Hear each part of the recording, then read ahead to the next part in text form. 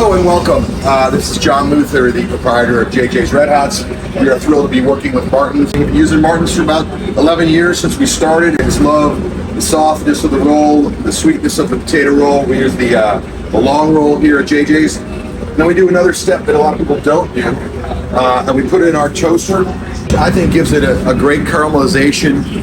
It does two things really: the flavor, which caramelizes nice in the toaster, but also it kind of gives it a firm base for all the toppings that we put on. Today we're going to build a Charheel. Charheel is basically a Carolina-style chili, slaw, onions, and mustard. We use the Martin's toasted potato roll. You can see that right there. It gets nice and brown and caramelized on there.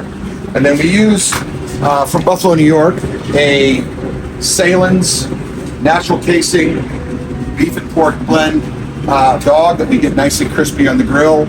A nice hot charbroiler like this. Hot spots right in here. So every dog that we cook goes right in there and gets nice and crispy. We kind of hit it with these forks, these little crunchy bits that come up.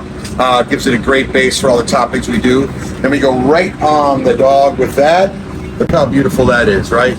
And then we'll finish it later. I'll show you how to build the Charheel. Our signature hot dog, the Charheel.